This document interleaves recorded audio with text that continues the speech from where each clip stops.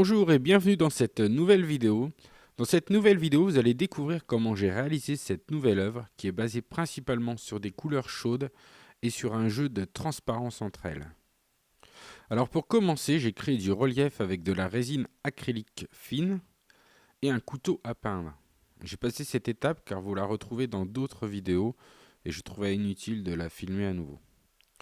À la première étape, j'ai humidifié l'ensemble de la toile avec un pulvérisateur réglé de manière à avoir une brune assez fine afin d'obtenir une meilleure glisse de mon pinceau et pour mon mélange de peinture à l'étape suivante.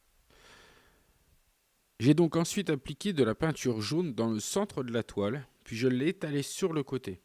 J'ai donc directement utilisé l'eau présente sur la toile afin de diluer ma peinture et la rendre légèrement transparente sur les côtés de l'œuvre.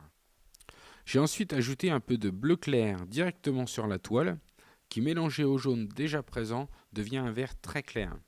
Attention de ne pas en mettre de trop. J'ai ensuite de nouveau ajouté du bleu clair pour créer deux grosses lignes partant du bas droite du tableau jusqu'en haut à gauche. Avec un peigne à palette en silicone, j'ai ensuite créé des formes dans l'œuvre pour amener de la variété.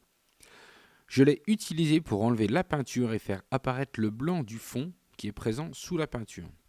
L'avantage du peigne en silicone par rapport au métallique, c'est que sa flexibilité permet de retirer la peinture même s'il y a du relief dans l'œuvre.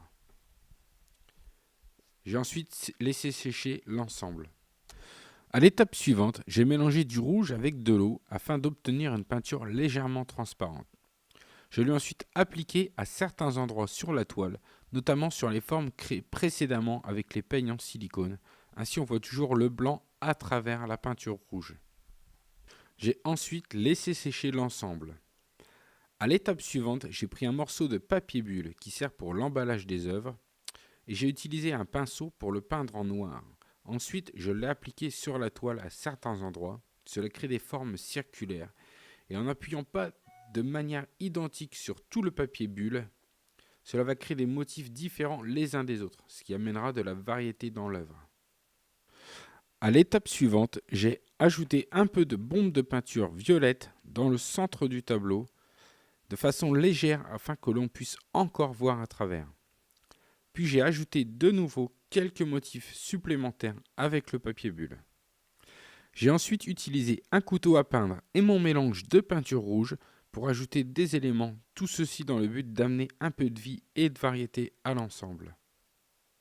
À l'étape suivante, j'ai utilisé mon papier bulle pour créer des formes dans la peinture. Je n'ai donc pas peint le papier bulle. Le but est d'enlever la peinture rouge cette fois-ci. Donc il suffit de l'appliquer sur la toile à sec. J'ai ensuite réutilisé de nouveau mon peigne pour créer des formes dans la peinture rouge et enlever un peu de la peinture rouge que je venais d'ajouter. Pour terminer, j'ai ajouté de la peinture liquide noire et blanche afin de donner de la vie supplémentaire à l'œuvre. Voilà, cette vidéo est terminée. J'espère que cela vous a plu et que vous avez appris de nouvelles choses. Je vous dis à bientôt pour la prochaine vidéo.